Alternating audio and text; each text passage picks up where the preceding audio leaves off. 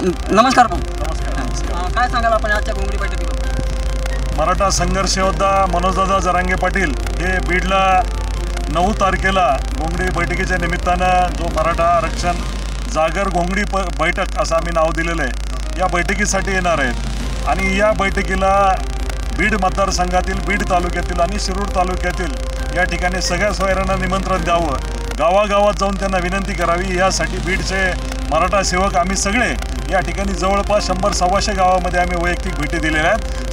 सगळ्या सोयऱ्यांना आव्हान केलेलं आहे. मला खात्री आहे की बीडला मनोजदादा जरांगे पाटील येत असताना बीडची सभा ही रेकॉर्ड ब्रेक सभा असणार आहे, ऐतिहासिक असणार आहे. धन्यवाद भाऊ. काय सांगाल ताई आपण?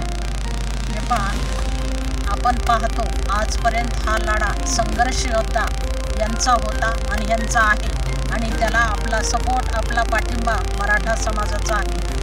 9 सप्टेंबरला बीड येथे सोमवारी मनोजदादा जरांगे पाटील येणार आहेत.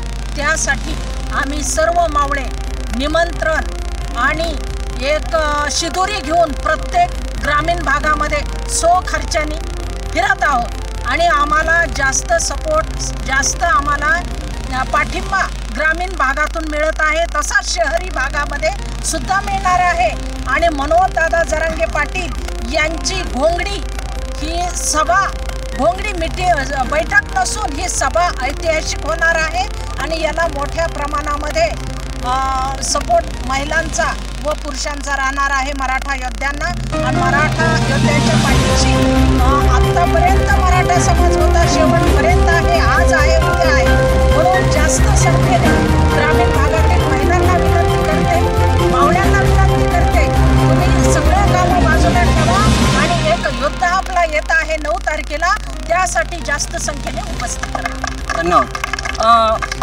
मराठा आरक्षणासाठी या लढ्यामध्ये सगळ्या वेगवेगळ्या मावळ्यांनी आपापल्या प्रपंचावरती सगळ्यांनी तुळशीपत्र ठेवून सगळेजण या ठिकाणी लढतात. आज तसेच एक मावळे माझ्यासोबत आहेत, आदरणीय आमचे गंगाधर नाना काळकुटे यांच्यासुद्धा गाडीवरती काही हमला केला होता असं सांगितलं गेलं. या ठिकाणी आमचे नाना त्याबद्दलही काही बोलतील. सर्व मावळ्यांना जय शिवराय.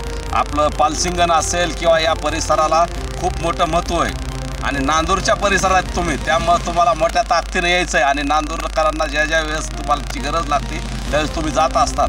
आणि निश्चितपणे बीडच्या उद्याच्या घोंगडी बैठकीलाही तुम्ही मोठ्या संख्येने याल आणि मराठा समाजाच्या या लढ्यामध्ये आपण सहभागी असाल आणि सहभागी व्हाल ही अपेक्षा व्यक्त करतो.